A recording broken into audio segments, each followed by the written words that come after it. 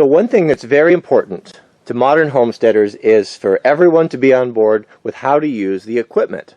What we have right here is we have our portable fire pump set up, and it's all ready to go with 200 feet of 1-inch pre-connect hose. And this is pretty simple stuff for me because I work with this all the time, but this is something that's very new to Mrs. Wranglerstar. Never done it.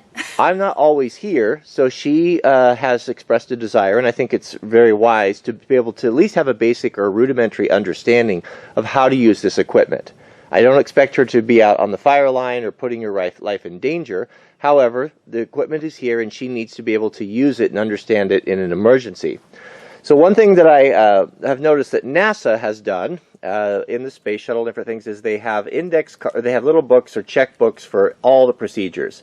And so I have made a very detailed checkbook here for Mrs. Wranglerstar on the fire pump. This is the first time she's ever went through the drill, and we have it set up like it would be, and we're going to simulate over there about 150 feet away a fire in those trees. She's going to use the checklist and go through this process and see if she has, if she can do it.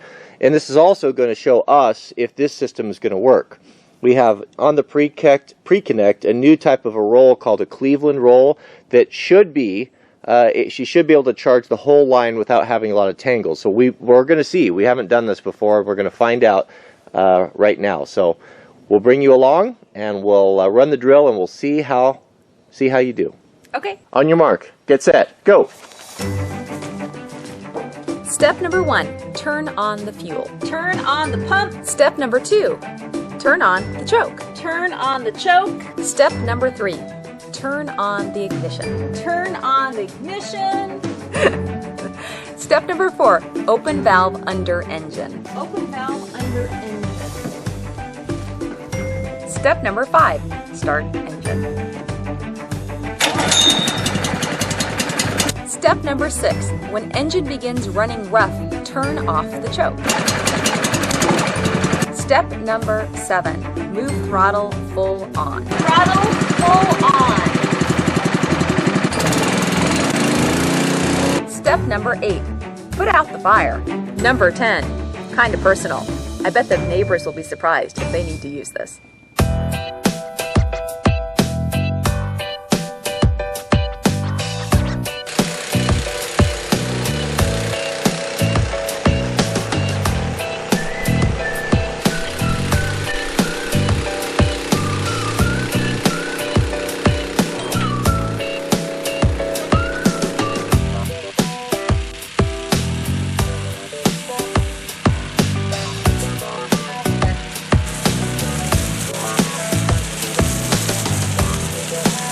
I don't know if it's a good idea to water the weeds.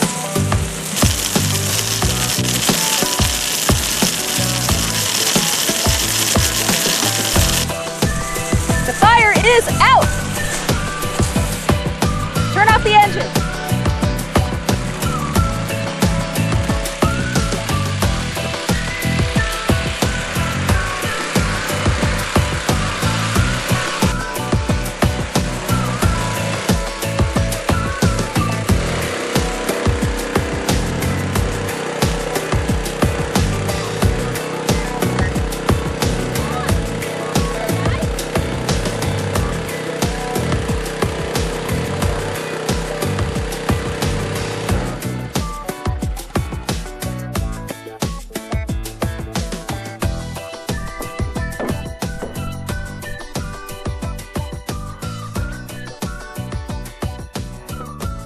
So I didn't help you there because I may not be there to help you. I know. So you need to figure it out. Which I did. You did. Mm-hmm. Okay. So what's your take? What was the process? Could it be streamlined? Was it simple? What did you like? What did you not like?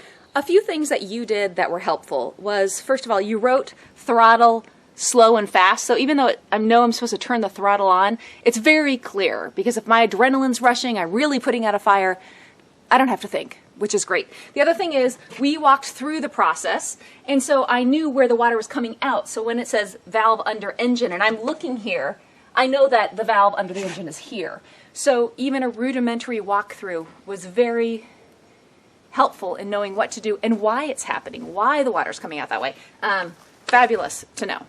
And I don't do engines enough, so I understand engines, but it's always good to have a refresher course, so I know what to do. So one thing I had to make a decision on is the pre-connect being 200 feet. Right. An inch and a half line would be better. That's what I would use, but I was afraid that it would just be too heavy for you physically. This was 200 feet, which doesn't sound like a lot, but when it's full of water, it was a pretty good load. Yeah, I could easily manage it, but if it was more, then it might really be taxing. So if you needed to add more line, the Yes. process would be, we have 200 feet here Right. with quarter turn couplers, would be to what if you needed to add? Oh, so you're going to match the ends up and turn. And before you did that, Call 911, call the neighbor. no, you would need to turn off the pump. Oh, turn off the pump. Yeah, Yeah, you because there'd be couldn't- too much water pressure coming out of these to do that. So I would turn the pump off and have to go through, which is why these are really nice. You want to know what I noticed? Yes. So I thought it went really well. That Cleveland roll, the way that hose flaked off, Yeah. when you were there and when you actually started spraying water, there was still another 30 feet or so on the trailer. Okay. And even though it was still on there and unflaked, you still had pressure. So that is a perfect roll. You could pull out 50 feet and still get water and not have to pull out that full 200 feet. That was really great.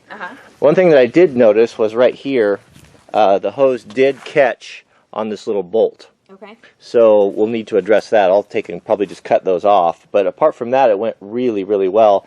When you were working on the engine, you were really, really close to the hot exhaust right there when you were bending over the valve. So try not to bend over the engine. Okay. Yeah, that whole top is very hot. Okay. And you were just an inch away. So when you're working these valves or anything, get away from that, work from the side, work from the back. You should have told me that before I did it. Well, you know, I couldn't.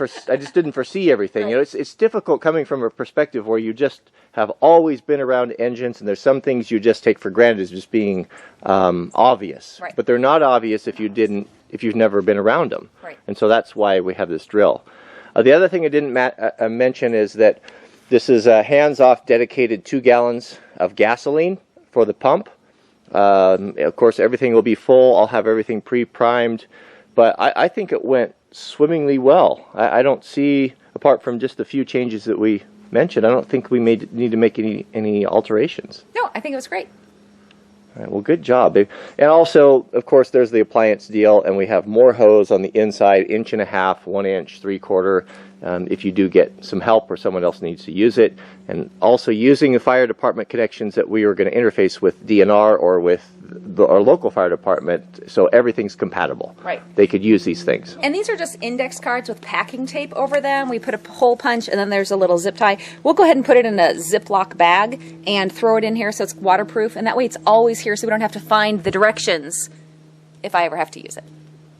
And you'll never forget that about lesson number 10, right? Never.